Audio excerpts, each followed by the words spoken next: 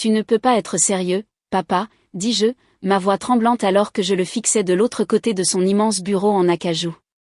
Mon père se pencha en arrière dans son fauteuil en cuir, calme et serein comme toujours, et laissa échapper une lente expiration. Ce n'est pas négociable, Catherine, dit-il, posant son cigare dans le cendrier comme si la conversation était déjà terminée. Mes poings se serrèrent le long de mon corps, mais je refusai de reculer.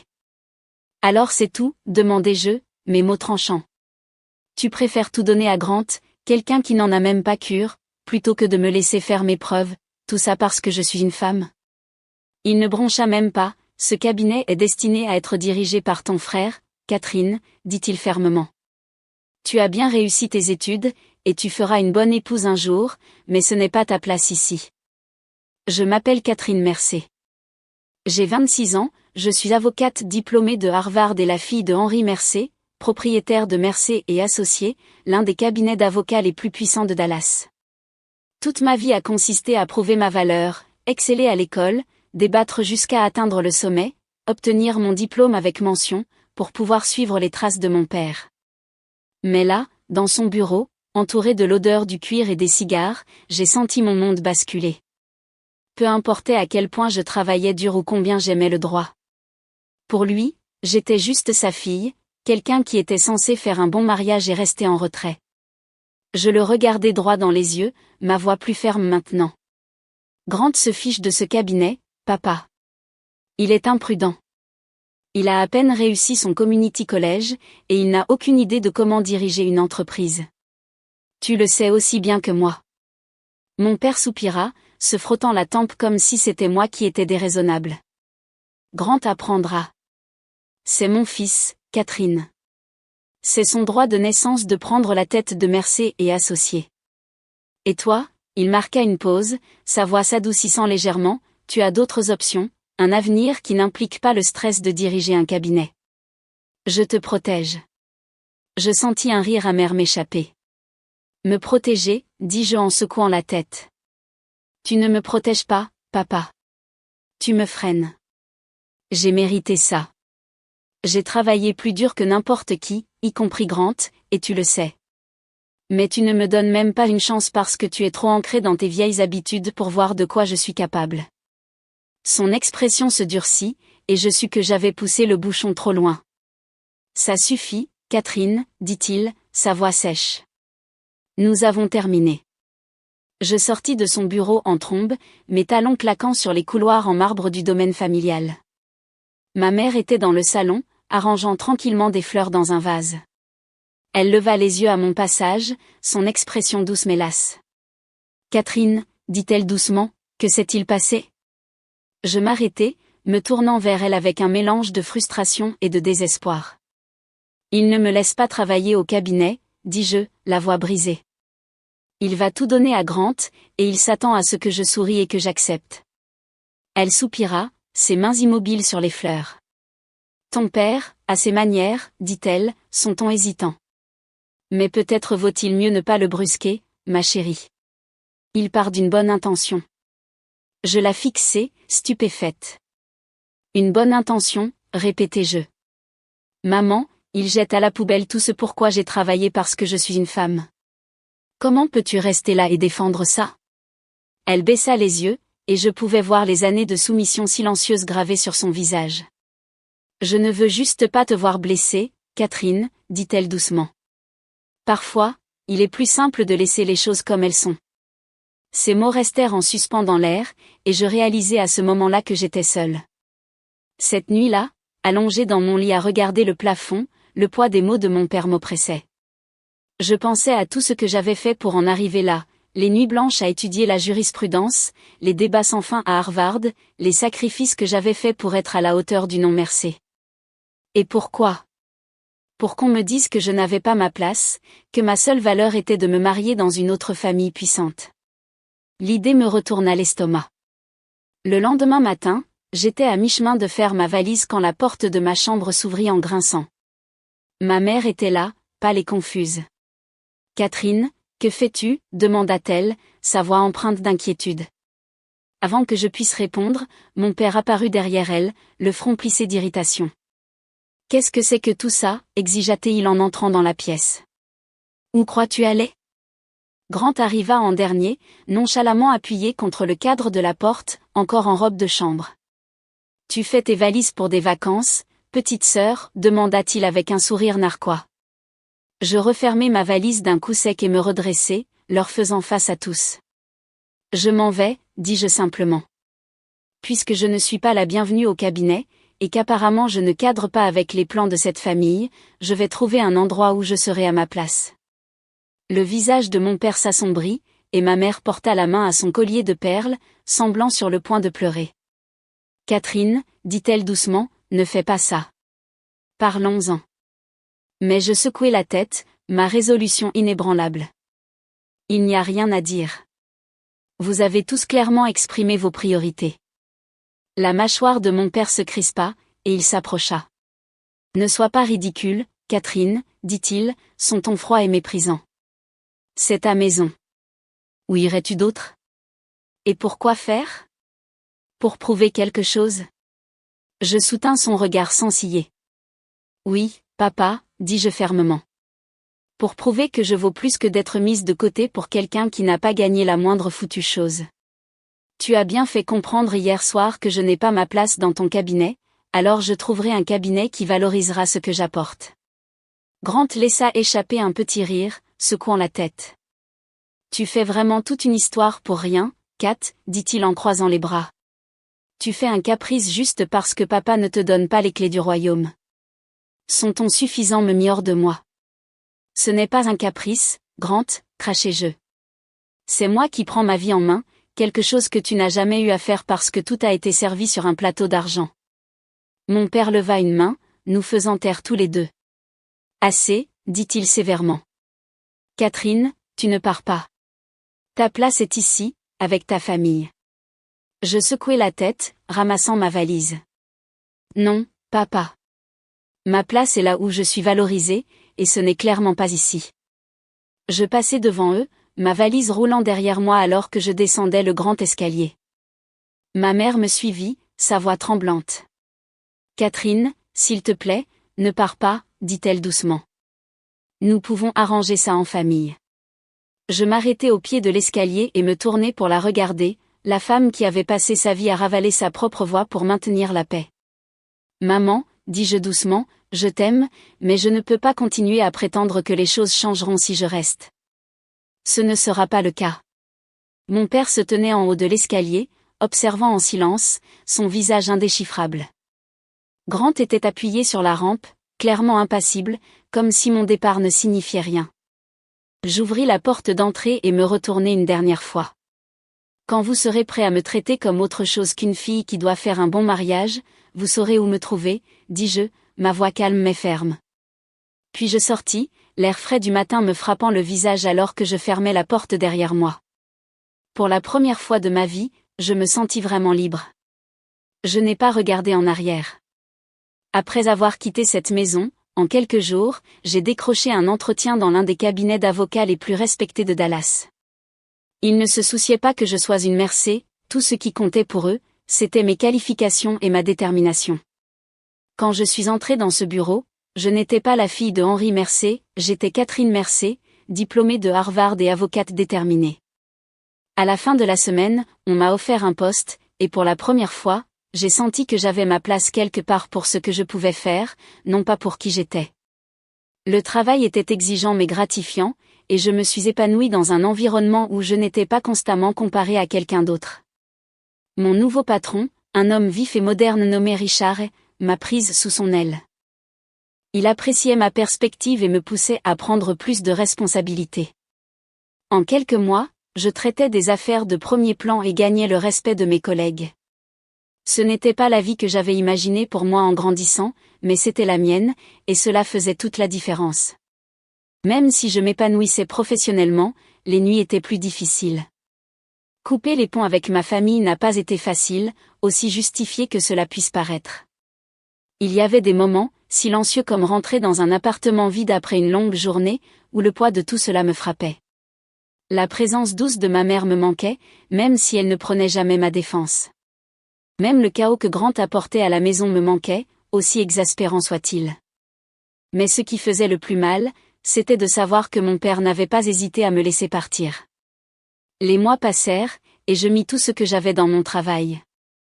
Les affaires étaient exigeantes, me laissant souvent au bureau tard dans la nuit, mais je prospérais sous la pression. À chaque victoire, ma confiance grandissait. Je n'étais plus seulement une avocate, j'étais une force avec laquelle il fallait compter. Richard, mon patron, commença à m'assigner des cas à plus gros enjeux, et je me fis bientôt la réputation d'être l'une des étoiles montantes du cabinet. La croissance n'était pas seulement professionnelle, elle était aussi personnelle. J'ai appris à voler de mes propres ailes, à prendre des décisions sans me soucier de savoir si elles plairaient à mon père ou si elles correspondraient au moule que ma famille avait créé pour moi. Chaque pas en avant me semblait être la preuve que j'étais plus que ce pourquoi on m'avait jamais crédité. Je n'étais pas seulement la fille de Henri Mercier, j'étais Catherine Mercier, et je me faisais un nom par mes propres mérites. Un après-midi, Richard m'appela dans son bureau. Il était spacieux mais sans prétention, à l'image de l'homme lui-même. Il m'invita à m'asseoir et se pencha en arrière dans son fauteuil, ses yeux bleus perçants m'étudiant intensément. « Catherine, commença-t-il, son ton mesuré, j'ai une affaire pour laquelle je pense que tu es prête. Elle est à haut risque, compliquée, et elle te mettra sous les feux des projecteurs. » J'acquiesçai, intrigué. « Quelle est l'affaire ?» demandai-je en me penchant légèrement en avant. Il hésita un instant, puis continua. Nous représentons un client dans un litige majeur contre Mercier et associés. Ils poursuivent le cabinet de ton père pour négligence dans un litige contractuel. Les enjeux sont élevés, et l'affaire attire l'attention. Il marqua une pause, observant attentivement ma réaction. Les mots me frappèrent comme une tonne de briques. Mon estomac se noua, pendant un moment, je ne pus parler. Vous voulez que je représente quelqu'un qui poursuit le cabinet de mon père, dis-je finalement, ma voix plus ferme que je ne me sentais. Richard hocha la tête. Je sais que c'est personnel, Catherine, mais c'est précisément pour ça que je te veux sur ce dossier. Tu sais comment Mercier est associé au père, et tu es l'une des avocates les plus vives que nous ayons. Si quelqu'un peut gagner cette affaire, c'est toi. Je pris une profonde inspiration, essayant de digérer ce qu'il me demandait. Richard, dis-je lentement, vous réalisez ce que cela pourrait signifier pour moi, personnellement et professionnellement ? Ce n'est pas juste une autre affaire, c'est ma famille. Il se pencha en avant, posant les coudes sur son bureau. Je comprends ça, dit-il fermement. Mais c'est ta chance de prouver de quoi tu es capable, d'affronter les gens qui t'ont sous-estimé et de leur montrer qu'ils avaient tort. Pense Y, Catherine. Ce pourrait être l'affaire qui définira ta carrière.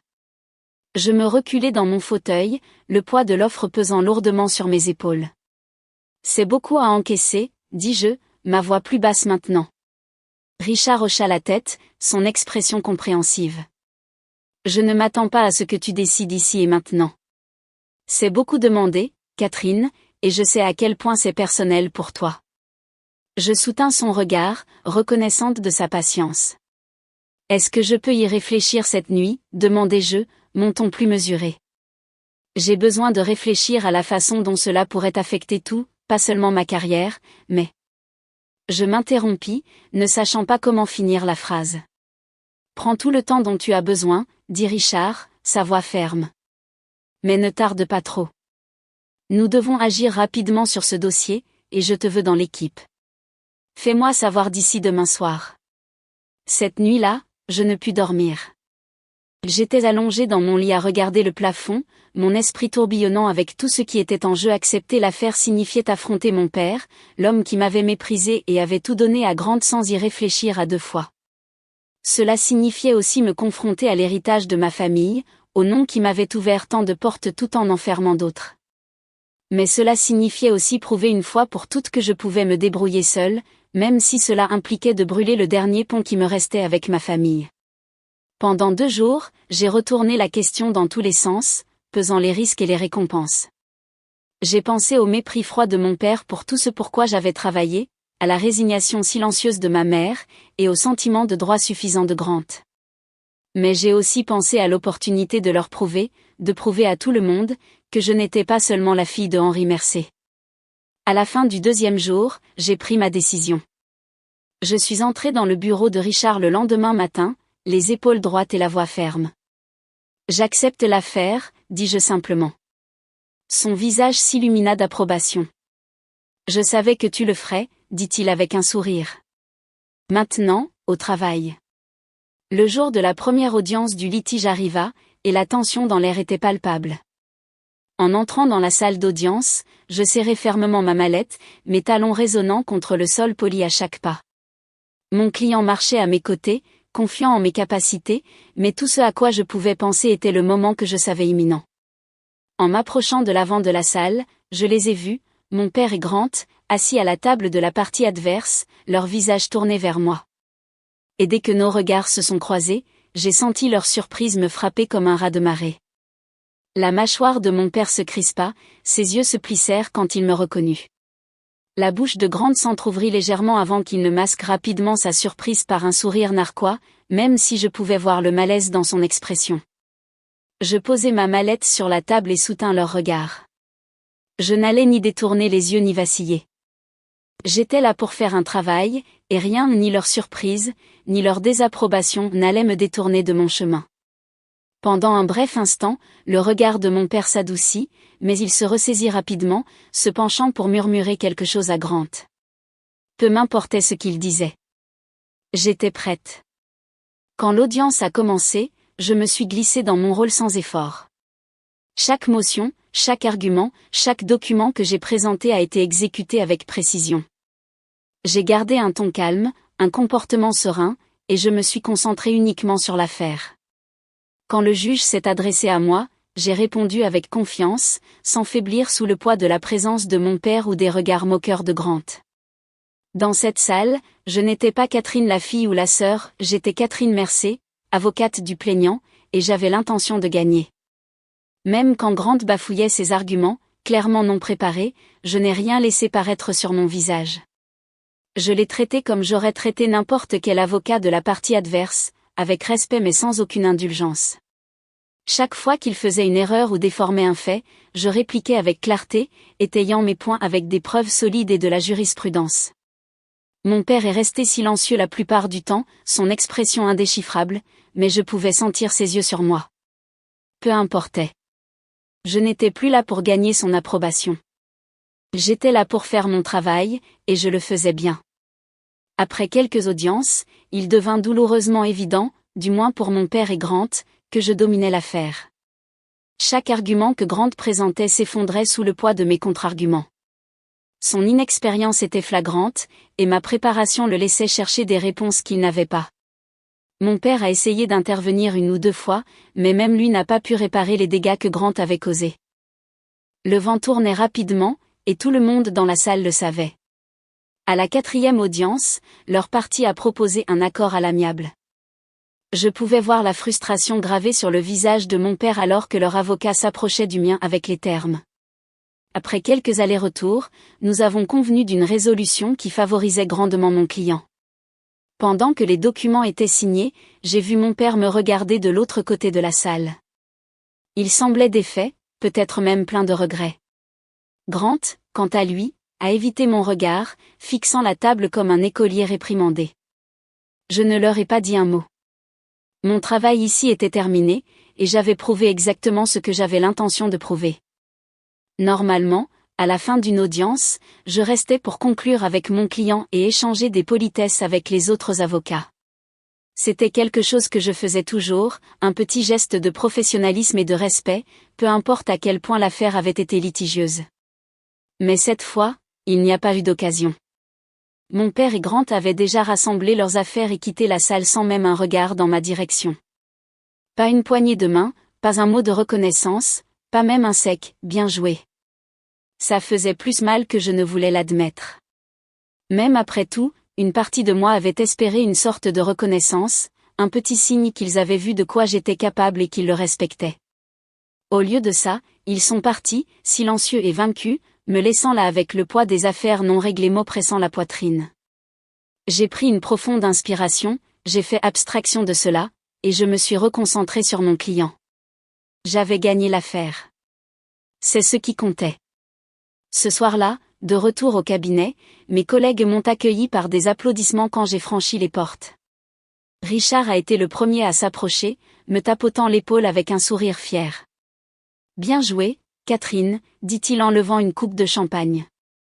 Tu as été impeccable là-dedans. Cet accord est une énorme victoire pour nous, et ton client n'aurait pas pu demander une meilleure avocate. L'équipe avait organisé une petite célébration dans la salle de repos, avec des boissons et des amuse-gueules. Mon client est même passé pour exprimer sa gratitude, me serrant fermement la main. Vous avez été incroyable, Catherine, ont-ils dit. Nous n'aurions pas pu faire ça sans vous. Pour la première fois de la journée, je me suis permis de sourire. Entouré de gens qui me valorisaient pour mes compétences et mon travail acharné, j'ai ressenti un sentiment d'accomplissement qu'aucun mot de mon père ou de Grant n'aurait pu me donner. C'était ma victoire, et je l'ai savourée. Plus tard dans la soirée, seul dans mon appartement, la lueur des lumières de la ville filtrait à travers les stores alors que j'étais assise près de la fenêtre avec un verre de vin. L'adrénaline de la journée s'était dissipée, dans le silence, mes pensées sont revenues à ma famille. J'ai repassé les moments de l'audience dans ma tête, la façon dont le visage de mon père se crispait à chaque argument que je présentais, la façon dont Grant ne pouvait même pas me regarder dans les yeux quand tout était fini. Je m'étais attendu à ce qu'ils soient en colère ou sur la défensive, mais le silence qu'ils m'ont laissé était plus difficile à supporter. Pendant des années, j'avais rêvé de gagner le respect de mon père, de lui prouver que j'étais digne, non seulement de son nom, mais aussi d'une place dans le cabinet que j'avais autrefois idolâtré. Et maintenant, même après avoir gagné une affaire contre eux, je n'étais pas sûr de ce que j'avais accompli. M'avait-il enfin vu pour qui j'étais, ou n'étais-je qu'un rappel de leur échec ? Les questions persistaient, sans réponse, alors que je regardais l'horizon de Dallas, me demandant si les liens que j'avais coupés pourraient un jour être vraiment réparés. Le lendemain matin, en entrant au bureau, le bourdonnement habituel des conversations et des téléphones qui sonnent m'a accueilli. J'ai à peine eu le temps de m'installer que Richard s'est approché, un air curieux sur le visage. « Catherine, dit-il, son ton prudent mais chaleureux, ton père est là. Il attend dans ton bureau. » Les mots me figèrent sur place. « Mon père ?» demandai-je, essayant de garder une expression neutre, bien que mon estomac se soit retourné. Richard hocha la tête. « Il est arrivé il y a une vingtaine de minutes. Il a dit qu'il voulait te parler. Prends ton temps, je retiendrai tes appels. » Je l'ai remercié, bien que mon esprit soit déjà en effervescence alors que je me dirigeais dans le couloir. Quand j'ai ouvert la porte de mon bureau, il était là, Henri Mercier, assis dans le fauteuil en face de mon bureau, les mains jointes devant lui. Il leva les yeux quand j'entrai, son expression indéchiffrable, bien qu'un léger froncement de sourcils trahisse quelque chose ou du regret, peut-être. « Catherine, » dit-il simplement, sa voix plus basse que je ne l'avais jamais entendue. Je fermai la porte derrière moi, ne sachant pas à quoi m'attendre. « Papa, » répondis-je, gardant un ton neutre. « Qu'est-ce que tu fais ici ?» Il se leva lentement, lissant la veste de son costume comme s'il essayait de se stabiliser. « Je suis venu pour parler, » dit-il, son ton mesuré mais sérieux. « Pour dire des choses que j'aurais dû dire depuis longtemps. » Je me dirigeai vers mon bureau, posant mon sac avec soin. « D'accord, » dis-je en croisant les bras. « Je t'écoute. » Il hésita, regardant par la fenêtre avant de se tourner vers moi. « Tu as été brillante dans cette salle d'audience, Catherine, » commença-t-il, sa voix s'adoucissant. « J'ai vu de nombreux avocats dans ma vie, certains des meilleurs du métier, et ce que tu as fait, c'était remarquable. Tu étais préparé, professionnel et implacable. Tu n'as laissé aucun doute sur qui était le meilleur avocat. » Ces mots me prirent par surprise, mais je gardai une expression ferme, attendant qu'il continue. « J'ai passé une grande partie de ma vie à croire que l'héritage signifiait garder les choses comme elles étaient, » dit-il, sa voix teintée de regret. « Qu'un fils devait reprendre ce que le père avait construit. Je pensais faire ce qu'il fallait, en poussant Grant à prendre ses responsabilités, même si je savais au fond de moi qu'il n'était ni prêt ni disposé. » Il passa une main dans ses cheveux argentés, soupirant profondément. « Mais maintenant, je vois que j'ai eu tort. Tu as travaillé plus dur que n'importe qui, Catherine. Tu as mérité tout ce que tu as, et j'ai échoué à le reconnaître. Je t'ai laissé tomber. » Je clignai des yeux, ne sachant pas comment répondre. C'était l'homme qui avait passé des années à rejeter mon ambition, me disant de me contenter d'une vie qui ne correspondait pas à mes rêves. Et maintenant, il était là, admettant qu'il avait eu tort. Pourquoi maintenant, demandai-je finalement, ma voix ferme mais prudente. Pourquoi me dis-tu ça maintenant, après tout ce qui s'est passé? Il soutint mon regard, ses yeux bleus remplis d'une honnêteté que je n'avais jamais vue auparavant. Parce que j'ai vu de quoi tu es capable, dit-il simplement. Et j'ai réalisé que j'ai été un imbécile. Grant n'est pas prêt, et il ne le sera peut-être jamais. Mais toi, tu as prouvé que tu avais ce qu'il faut, non seulement pour réussir, mais pour diriger. Il s'approcha, son ton presque suppliant. Catherine, je te demande de revenir, de prendre ta place légitime chez Mercer et Associés. Le cabinet a besoin de toi. J'ai besoin de toi. Les mots restèrent en suspens dans l'air, et pendant un moment, je ne sus que dire. J'avais passé si longtemps à me battre pour ce moment, à rêver d'entendre ces mots de sa bouche. Mais maintenant qu'ils étaient là, je n'étais pas sûr de les vouloir. Et Grant, demandai-je finalement. Que adviendra-t-il de lui? Le visage de mon père se crispa, et il hocha lentement la tête. Grant restera, mais il prendra un rôle plus adapté à ses compétences. Il s'agit de toi, Catherine. Il s'agit de te donner ce que tu as toujours mérité. Je pris une profonde inspiration, laissant ces mots s'imprégner un instant.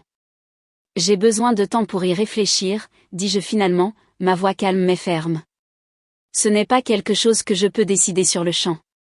Il s'est passé beaucoup de choses, et j'ai besoin de quelques jours pour déterminer ce qui est le mieux pour moi. Mon père hocha la tête, son expression sérieuse mais compréhensive. Bien sûr, dit-il. Prends tout le temps dont tu as besoin. Je ne te demande pas une réponse aujourd'hui. J'avais juste besoin de dire ce que j'avais sur le cœur. Il se dirigea vers la porte, mais avant de partir, il se tourna vers moi. Catherine, dit-il, son ton plus doux maintenant, je sais que je ne l'ai pas assez dit, ou peut-être jamais, mais je suis fier de toi. Te voir dans cette salle, tu étais meilleur que je ne l'ai jamais été. Meilleur que je n'aurais pu l'imaginer. Ces mots me frappèrent plus fort que prévu, et pendant un moment, je le fixai, ne sachant comment répondre. Il m'adressa un petit sourire, presque hésitant, avant de se retourner et de quitter le bureau, me laissant seul avec mes pensées. Alors que j'étais assise à mon bureau, ces mots résonnaient dans mon esprit, meilleur que je ne l'ai jamais été. Pendant si longtemps, je m'étais battue pour lui prouver ma valeur, pour lui montrer que j'étais plus que sa fille, que j'étais capable, forte et digne de respect. Et maintenant, en entendant ces mots, je ressentis une vague de fierté que je ne pouvais ignorer. Il ne s'agissait plus seulement de lui. J'étais fière de moi pour avoir tenu bon, pour avoir prospéré par mes propres moyens, et pour avoir montré au monde et à mon père exactement de quoi j'étais capable. Maintenant, il est tard dans la nuit, et je suis allongée dans mon lit à regarder le plafond, réfléchissant à ce que je vais faire. L'offre de mon père est tout ce pourquoi j'ai travaillé, tout ce que je pensais vouloir. Mais y retourner signifierait entrer dans un monde où j'ai été autrefois méprisée, où je devrais naviguer dans les ombres de vieilles blessures et d'une confiance fracturée. Cela signifierait travailler aux côtés de Grant, sachant le peu de valeur qu'il accordait à ce que nous représentons tous les deux.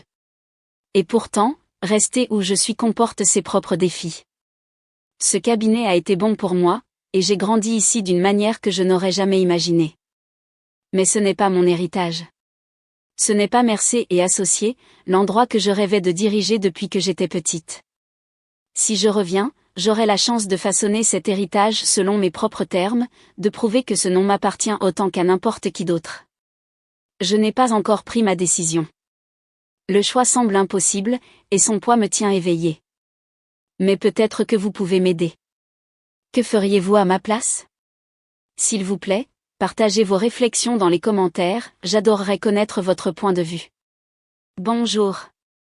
Avez-vous aimé l'histoire? Si c'est le cas, n'oubliez pas de cliquer sur le bouton « J'aime » et de vous abonner à la chaîne. Cela nous aide beaucoup et vous assure de ne pas manquer les autres superbes histoires que nous partageons ici. Merci d'avoir regardé, et à la prochaine.